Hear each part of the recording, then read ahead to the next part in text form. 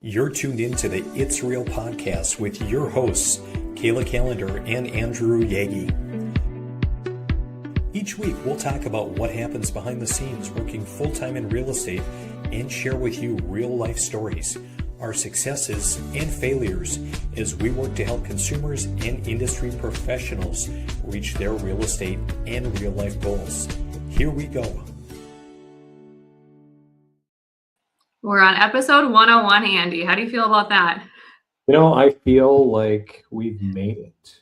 Looks like we made it. Again, Shania Twain. We will have that intro next time. Somewhere between Shania Twain and Dr. Dre next episode. Dr. Dre, we could do that. And your keyboard and that.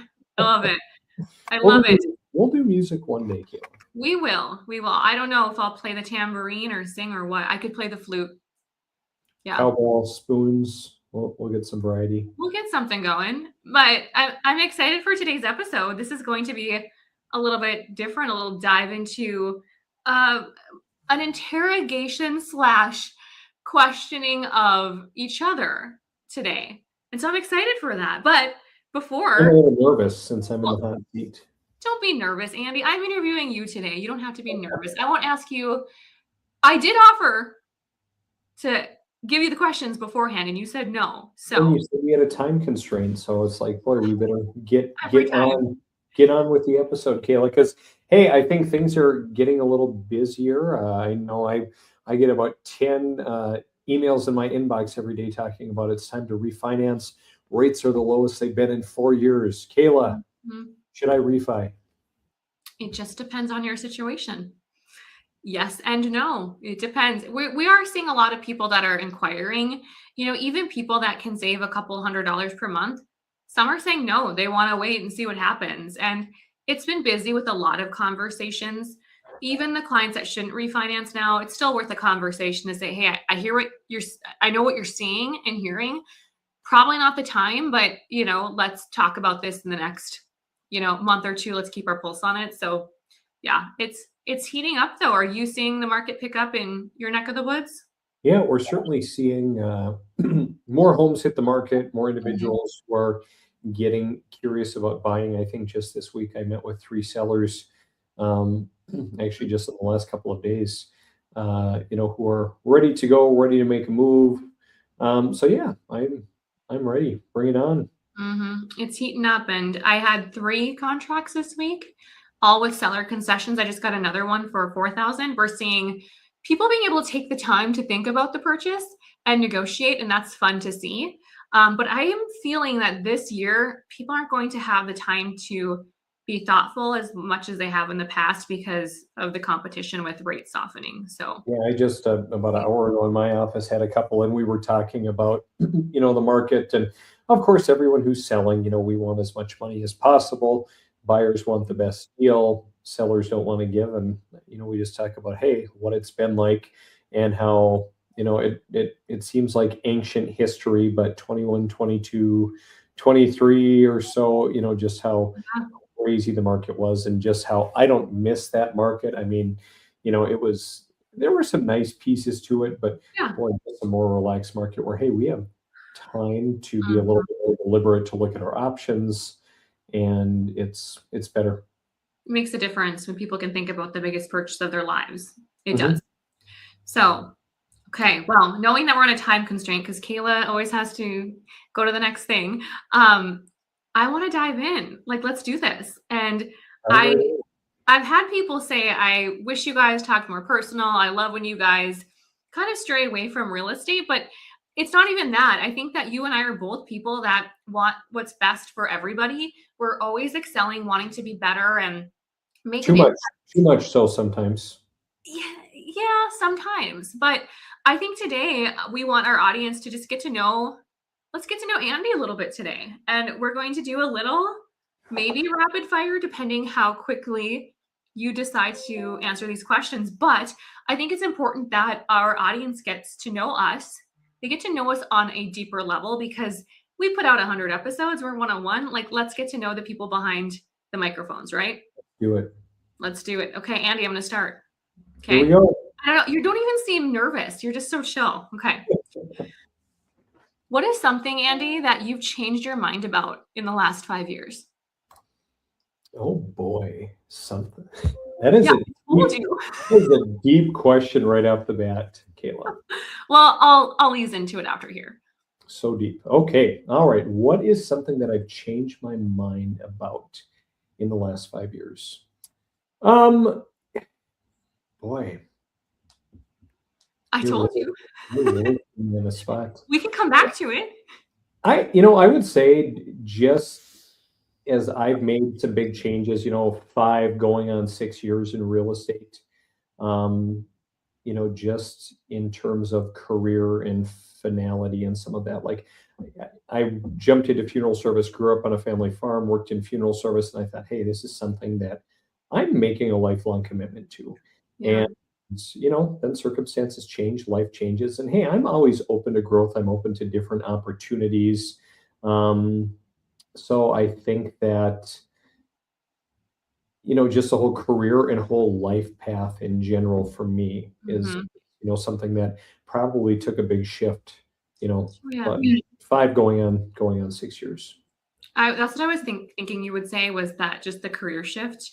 And yeah, as you get older and you have kids and things change. So, but it's been a good shift for you, your It's career. been a really great shift. It's been great. And I look at some of the things like I was looking at buying some funeral homes. I was looking at maybe even some other opportunities and, just had a lot of doors closed in my face.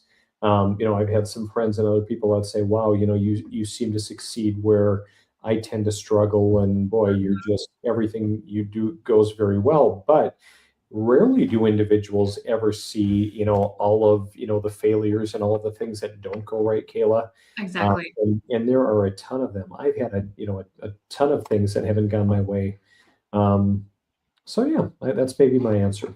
Okay, I like that. Okay, I started off a little harder than I probably gave you a clue into, but okay, let's shift to real estate a little bit more in depth. What's the difference between what you would say is a good realtor and a great realtor? Because we know you're a great realtor. What are you seeing as the defining difference from good to great in this industry? Mhm. So I think the difference from, excuse me, Kayla, from good to great is, someone. I mean, obviously, every agent, every lender, fundamentally, they do the same tasks. We will go, we'll list a property.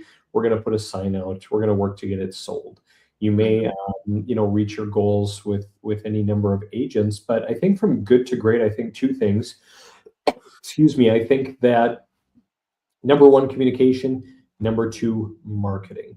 So Mm. where we really knock it out of the park for our clients is really a great comprehensive marketing program using video, social media. We're working AI agents and AI components in, to really prospect anytime we list a property, and then communication, just staying in touch on a weekly basis. The number of times, Kayla, where we come back and we work with someone who maybe didn't sell their home with somebody else, Mhm. and they're basically we're sitting down and we're talking, and I'm like, well, what kind of feedback did you get? Well, feedback, we never heard anything from our agent.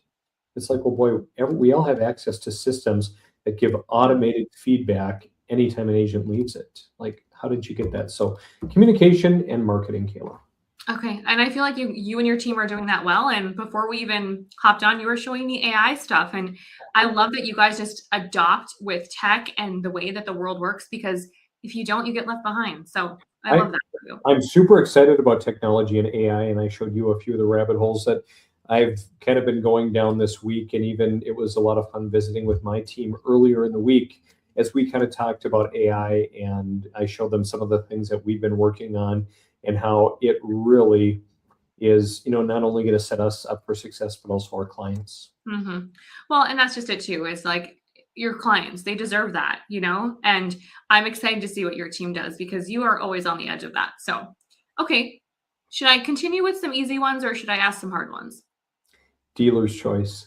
Okay, here's one I have for you. Hmm. What is one thing that a lender does that drives you crazy? One thing a lender does that drives me crazy is reaches out to me and wants to get together and have coffee and wants me to do business with them or send them business.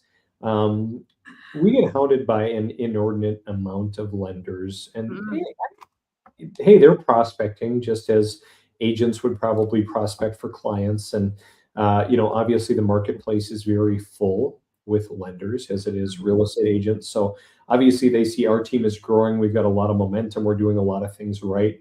They want to work with us, and I get it. But I always have the mindset of, hey, if you send me some business, I will reciprocate. Mhm. But if you're just out here trolling and just thinking that I'm going to entrust you with my clients when I don't know you from Adam, you're wrong. Mhm. Love that. Okay. So what do you do? I didn't have this down, but what do you do when a lender reaches out and says, "Hey, can we grab coffee sometime or lunch?" Do you ghost them? Do you say, "Hey, I'll get back to you"? Do you say, "Hey, I'm good"? Like what's your response? Depends on my mood. Oh, true. If they catch me on a good day, it depends. I try to connect with people because, hey, like we talk, your network's your net worth, and you never Mhm. know where it'll be good to have another contact or where there Mhm. may be an opportunity down the road. So I would say I do try my best to reconnect with everyone. Do I in practice? No, no, I probably don't. But Yeah. I try to visit with people. Gotcha. Okay. All right. An easy one. What's one book that you would recommend to anybody to like whether they're a friend or a family member or a client or a colleague? What's one book you would recommend today? Rich Dad Poor Dad by Robert Okay. Kiyosaki. Okay. Wow. I should have guessed that. I thought you were going to say, hold on. Hold on. It's not Never Split the Difference. It's the Full Fee Agent. Multi-agent, that Yep. is a good one, but I wouldn't. I mean, that doesn't necessarily apply to anybody. I mean, it's more sales driven, but Rich Dad Poor Dad, I think, is a transformative book that could Yeah. really, impact most anybody. Whether or not it's the right fit, you have to decide if you read it. But Yeah. but it's a great book. Awesome. Okay. Next one. Who did you vote for? I'm kidding. You don't have to answer that. Moving on. Okay. Moving on. What is the craziest, and you don't have to go into detail, but what's the craziest or most emotional thing you've experienced in real estate with a client that you've seen? Yeah.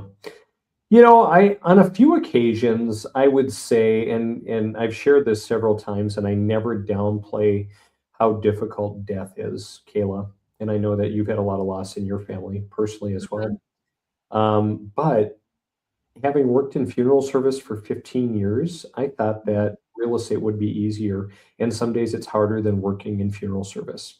The emotions that come out, keeping in mind, we deal with death, we deal with divorce, uh, Mhm. we deal with, some tough situations, tough financial decisions, business Mhm. decisions that lead to maybe the loss of a home.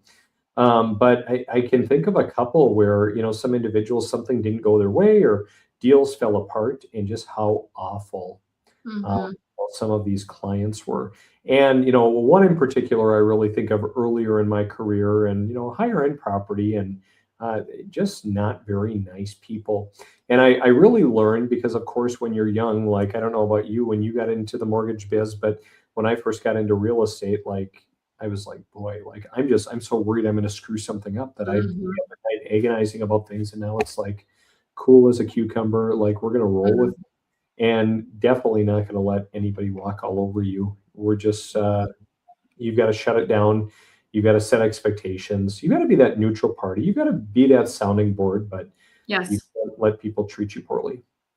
And you're right. I think it's like how you treat people during, when you're heated or upset says a lot about you. But when you can keep your cool, like I feel like that's a whole next level of maturity.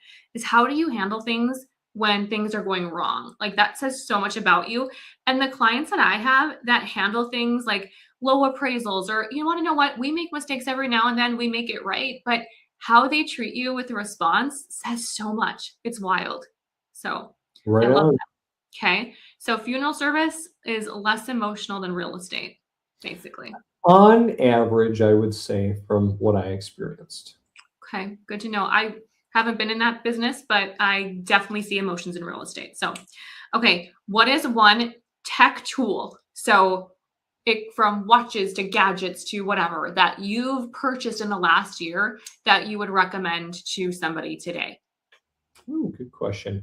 I think it's really hard to beat overall, like the Apple ecosystem in general. Like I look at having my Apple Watch, I've got my iPhone, I've got my MacBook Pro, I've got my AirPods. I mean, I can run my life with all of that. I've got a new Mhm. Mac Mini sitting in my back office that I'm going to run a Claude or Moltbot or whatever they call it these days, and Yep. run a team of AI agents. I honestly think my Apple ecosystem is probably what I'd have to go with. You want to know what's wild is I had coffee with someone this morning that said the exact same thing. They talked about how they had, is it an AirBook? Is that what it's called? Apple AirBook, and it like is transformative and it's fast. And I was seeing her text, and I never do this on her tablet. And I'm like, that's so, or not text, but like type text messages. I never do that. I'm like, that's next on my list. But Andy, you did recommend to me the Remarkable. Yeah, the I Remarkable is still great. use. Hmm. And Andy, you recommended to me, you probably don't remember this, but years ago you recommended Popple to me, which is a digital business card. Yeah. I have used that way more than anything. I like Really? any link ever. So look at you being an influencer. I think after my one fell off my phone case, I didn't use it again, but I'm glad that you are. I love it. I love it. So thank you for providing all the feedback to help lift people up with their technology needs. So, okay, next. Ready for this one? Ready. Have you ever had a deal fall apart the day of closing? Yes. Hmm, I have had deals fall apart the day of closing. okay. Is Yeah. that, do you remember why? In some cases, one recent case, I never did get an answer. The Oh, agent on the other end, I guess they did what they were supposed to do. But, it really frustrates me with people sometimes, Kayla, when, it's like, hey, we have to work with obedience, with loyalty, confidentiality to our client who we're representing. But there's also a piece about being cordial to other professionals, whether that's a yeah. lender, whether it's another agent.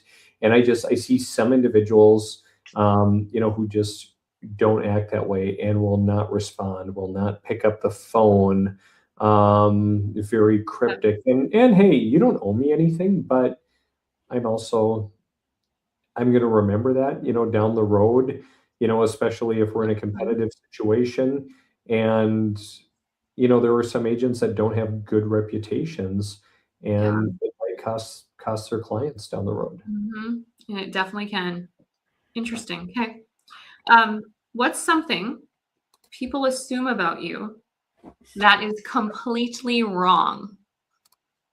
Were you expecting these questions or were you expecting I was not. I was not at all, Kayla. What do people, I think some people assume, some people will see me, and, those that know me know that, I could be lighthearted and all over the board and, fun loving, and we can have a good time. But I think some people are intimidated by me because sometimes, like, I can be a very direct person. I can, yeah, a little bit. I can be very direct. And I'm very, like, purposeful, driven, like, and there were just a lot of days like, hey, I'm on a mission, and I'm boom, boom, Mhm. flying all over the place. And I think people observe that, and I do have a lot of competencies as well. So I think sometimes that's intimidating. Also, I think just the directness. I've had people say that, well, so and so's afraid of you. Like they're afraid to come talk to you because just the perception. So Huh, interesting. Okay. I was not going to guess that, but that's interesting to hear. Okay. All right. Love that. Okay. So I'm going to ask you a couple like more quick questions and then I'm going to finish with one like final one. So sure. kind of rapid fire. How many siblings do you have? 3 siblings. And what is the age difference between all of you? So basically a 10-year spread. Okay. And where are you originally from?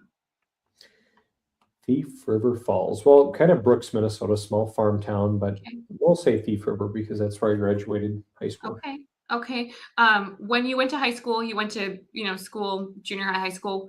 Were you an honor roll student? Hmm. Yeah, I Yeah, I think I was. I think are we talking high school or college? High Because high when I school. left NDSU, I was on academic probation officially. So, What were you? Stop it. Well, that's because you had a full-time job and you were doing all the things that we should have been doing. well, I was actually tending to business. I mean, I worked Yeah. more than full time, and yep, I mean, we had plenty of time to go out and be social. I don't think you didn't miss a mug night. I know I didn't, Kayla, when we were in college. But Yeah, it's about the relationships and everything. Do you remember the spring of '09 when we graduated? you sure do. Remember how many weeks we didn't have school for? Was it like 6? I think it was like 3. We had spring break Oh, off, and then it was another 2, maybe 3 blood. weeks we didn't have school. Yeah. Well, then all the teachers were trying to cram to get everything in so we could graduate. And I just kind of had to buckle down. It's like, okay, I know I'm going to graduate. I know I'm going to go to mortuary school. Um, Mhm. and looking at that, I said, hey, I know I need to get these grades here. I can get a C here. I can get a D here if I have to. I really don't care. I don't have time to focus on all of this. You know what my GPA was last semester at NDSU? I was going to ask you this question. I'm like, I better not ask him, but please share. Guess. Was it 2.6? It's like 1.5. It was so bad because again, like I was working a tremendous amount of hours, and hey, I had to put my focus where it needed to be. And hey, I graduated. I Yeah. got to do. I got my second bachelor's degree, and I probably had a cumulative GPA of like 2.6. No doubt that really drug the GPA down. But at the end of the day, and like I tell even some that have come through my office that I mentor, college is a great investment from a relationship standpoint. The academic piece, not so much. Agreed. And I guess I'm living proof of it, I think, because I was a member of a fraternity at NDSU. I technically got expelled because I didn't want to live in the house anymore and they were going to charge me full rent, but I still do real estate with them. I just sold that fraternity a house that they had in North Fargo and worked with, some of my former brothers that I still keep in touch with. So not that I was expelled for nefarious reasons, but it was kind of a business deal. Well, So yeah. the relationships, not the academic scale. And I was going to ask you, I was going to actually end with like, when we think about, what's required when you graduate and what's important, and I think the motto was C's get degrees. I think that's what we said sometimes because I was so nervous, but at the end of the day you graduate. But what came out of college for me was those relationships, and it wasn't about macro and micro econ. Yes, it's important. Yes, your degree is important, but I'm so grateful for the relationships, and as you said, your network is your net worth, and in our business relationships are everything. So, okay, let me ask you this. Let me end with this because this has been kind of all over. And when it's my turn, maybe you'll take it easier on me. But if if someone was getting into just in general, they're graduating high school, and I want to focus on this because people are starting to graduate here in a couple of months. I know my niece, she's coming to Fargo. As we think about this, it's a topic that I've had conversations with clients, but what would be one thing or maybe multiple that you like piece of advice that you would give somebody when they're like, okay, I'm done with high school, what's my next step, or I want to get into to some type of work. I think a lot of people try to decide, do I go to school, do I jump into real estate? Like, what would you recommend someone 18 years old as a path forward, not really knowing what they want to do? What would be some advice you would give them? More than anything, get out there and have experiences. Never say no to an experience, even if you think it's not a good experience or it's a bad experience. It's still going to be a good experience, Kayla. Mhm. Um, I would say if you could afford to attend a four-year college and it isn't a financial burden, go Mhm. do it. I mean, I would not trade my time at NESU or the U of M for anything. Two great, very different experiences. But like in the case, like I've got a younger, I'll call him a kid working for me. He just graduated high school and he had enough credits basically to have an associate's degree, was going to go to NDSU. He interned with me and we kept talking and he said, I don't think I want to do that. I don't think I want the debt. I'm going to have to take loans. I said, the relationships are worth it. The academics, not so much. So he decided to stay here, got his real estate license and is kind of continuing, his mentorship under me and my team.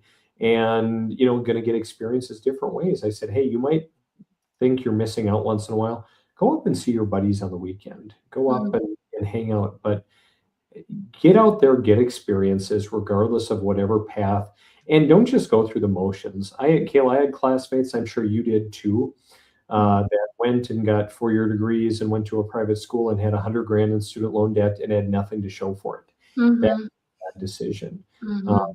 you know, again, if you can get a full ride, or if there's family money and money isn't Mhm. an object, I still don't think that's a good idea. But get out Mhm. there, meet people, get Mhm. experience. Mhm.